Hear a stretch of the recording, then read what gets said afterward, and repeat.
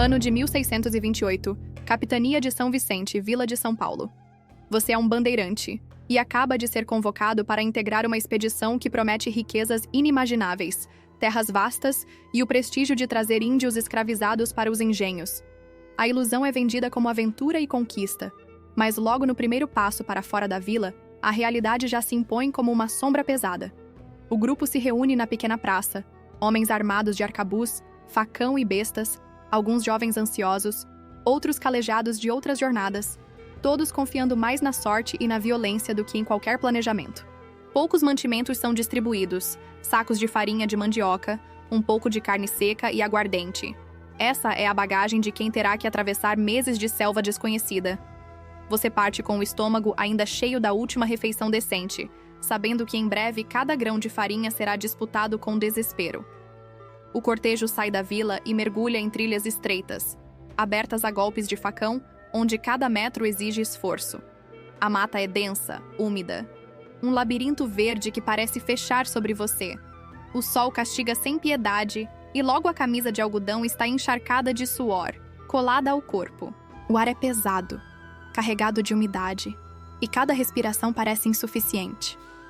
Os mosquitos se juntam em nuvens ao redor, picando até as pálpebras e os lábios, sem dar trégua. Logo a pele arde em manchas vermelhas, coceira e feridas abertas. A cada passo você sente o barro sugando os pés, as botas pesando como pedras. À noite, quando o grupo para descansar, não há conforto. O chão úmido serve de cama, e o fogo, quando consegue ser aceso, é frágil e fumacento, mais útil para espantar bichos do que para aquecer. O silêncio nunca existe. A floresta é um coro constante de gritos de aves, coachar de sapos, uivos de animais que você não consegue identificar. O medo cresce em todos. Se na vila havia discursos inflamados sobre glórias e riquezas, na mata só restam a fadiga e a dúvida. Logo no primeiro dia, você percebe que não há heróis nesta jornada. Os líderes falam em coragem, mas não dividem peso nem riscos. A maioria arrasta as próprias armas, a carga de mantimentos e o corpo exausto. Cada rio cruzado é uma ameaça de afogamento. Cada subida íngreme arranca mais forças do que você acredita ter.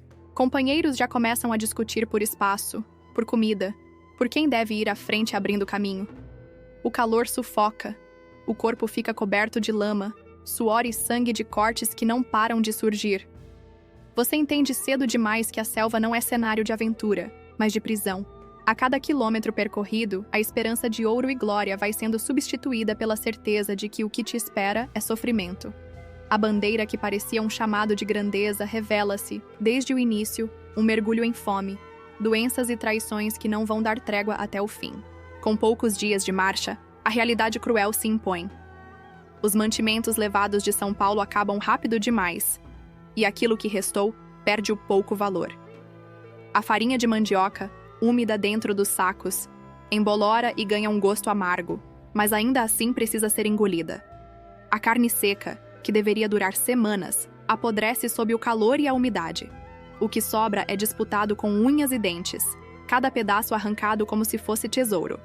Logo você descobre que não existe dignidade quando a fome domina. Os homens se atiram sobre restos, arrancam dos companheiros o que acreditam ser seu direito. Já não se fala em ouro ou glória, mas em como sobreviver até a próxima parada. A caça, que parecia a solução óbvia, se mostra uma armadilha. A floresta é vasta e repleta de animais, mas encontrá-los e abatê-los exige energia que quase ninguém tem. Armadilhas são montadas, mas retornam vazias. Um veado abatido por sorte vira motivo de guerra entre os companheiros. A carne mal passada, assada às pressas em fogueiras instáveis, causa febre e diarreia em metade do grupo. O cheiro de vômito e fezes passa a acompanhar a marcha, misturado ao suor e ao sangue de feridas abertas. Homens cambaleiam e desmaiam no caminho, seus corpos magros arrastados como fardos. Você sente as forças sumirem. O estômago dói como se quisesse devorar a si mesmo. A boca amarga de tanta água barrenta consumida em rios e poças. Não há escolha. É engolir lama ou morrer de sede. A floresta devolve o mínimo, e esse mínimo cobra caro. Alguns arrancam raízes ao acaso, mastigando sem saber se alimentam ou envenenam. Foi assim que certo bandeirante, faminto demais para esperar, colheu frutas pequenas e coloridas, engoliu com desespero, acreditando ser salvação. Horas depois caiu no chão com os olhos virados, o corpo se contorcendo em cólicas até que a respiração cessou. O grupo seguiu em frente, deixando seu cadáver no meio da mata, como se fosse apenas mais um obstáculo na trilha. Você aprende rápido a desconfiar de tudo o que cresce ao seu redor. Não há fartura no sertão, apenas armadilhas. Mesmo os animais caçados podem carregar doenças. O que ontem parecia vitória, hoje se transforma em febre. O corpo se consome por dentro, e cada noite é uma batalha contra a fraqueza que se acumula. Quando a madrugada cai, os gemidos de dor ecoam entre as árvores, e ninguém dorme em paz. A cada dia, um companheiro fica para trás, sem forças para levantar. Não existe espaço para heroísmo, só para a luta bruta pela próxima refeição. O que começou como promessa de conquista se reduz a uma caravana de espectros, homens famintos que rastejam pela mata, esperando que o amanhã não seja o último. A fome não é o único inimigo que te consome. Com o passar dos dias, a mata começa a cobrar um preço ainda mais cruel. Doenças que surgem sem aviso e se espalham pelo grupo como praga inevitável. O calor constante faz o corpo suar sem descanso. As roupas permanecem molhadas dia e noite. O chão úmido apodrece a sola dos pés. Logo a febre se instala em muitos. Alguns começam apenas com calafrios discretos, tremores que parecem suportáveis, mas em poucas horas já estão ardendo em suor, os olhos fundos e a pele amarelada.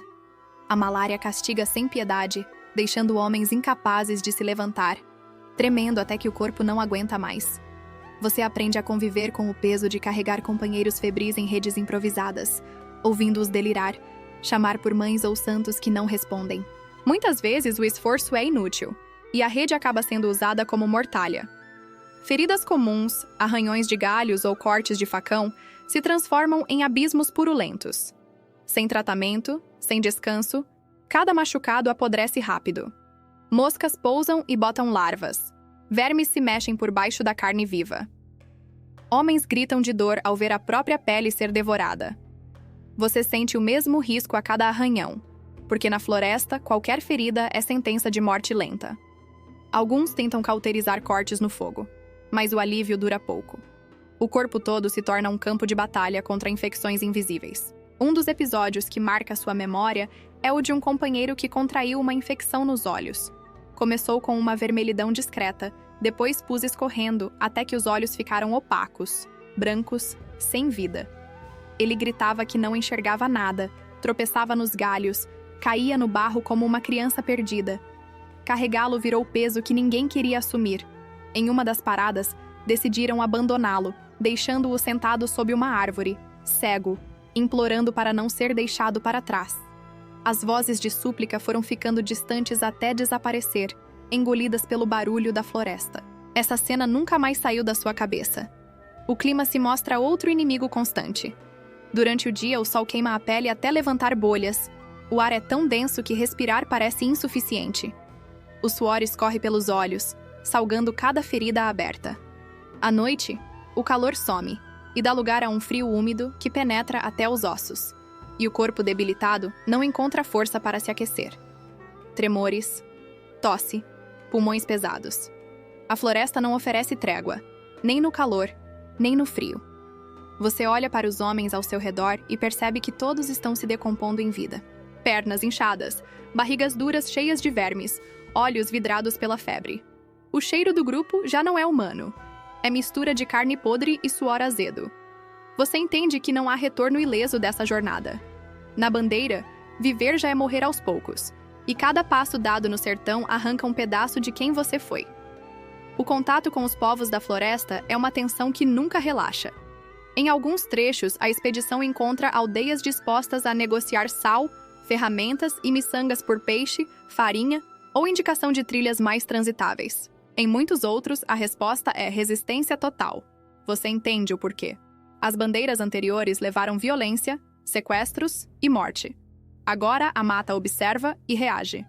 A cada curva do caminho, o silêncio pode significar emboscada. A cada margem de rio, a água parece esconder olhos.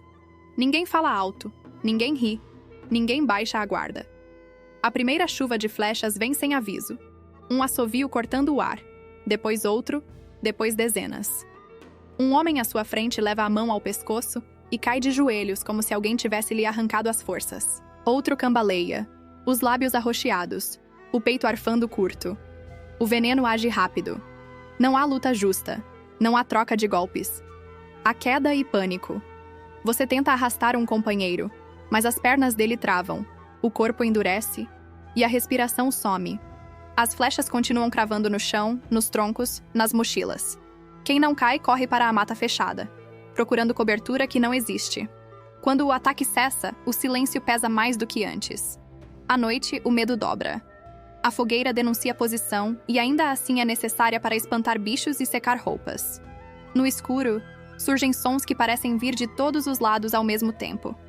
Um estalo de galho, um assobio distante, um grito seco e curto. Às vezes é só o vento, às vezes não. Você acorda com a sensação de que alguém te observa. Um companheiro some durante a guarda e pela manhã só encontram a trilha interrompida, pegadas apagadas pela chuva. Restos de esteira, uma bolsa rasgada, marcas no barranco. Nada que permita entender como foi levado. Tudo que confirma que ninguém está seguro.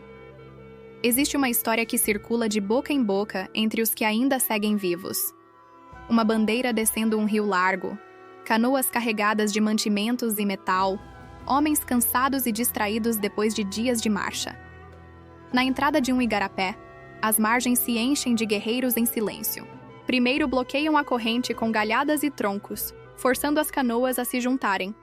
Depois vem a tempestade de flechas. Quem tenta nadar é puxado por redes de cipó. Quem tenta se esconder é cercado por canoas leves que aparecem e somem com a corrente. Dizem que nenhum bandeirante voltou daquela travessia. Dias depois, outro grupo encontrou cabaças, pedaços de remos e um chapéu boiando quilômetros adiante. A água levou os corpos. A mata guardou o resto. Em alguns encontros, a trégua. Um guia indígena indica um varadouro e salva dias de caminhar no escuro. Mas a paz é sempre frágil. Uma provocação, um gesto mal interpretado, um cativeiro antigo lembrado, e tudo volta ao estado de guerra. Você aprende que a pior parte não é o ataque em si, é a espera. Caminhar com a certeza de que alguém pode estar mirando do alto de uma palmeira, invisível entre folhas. Atravessar um varadouro sabendo que cada passo expõe as costas.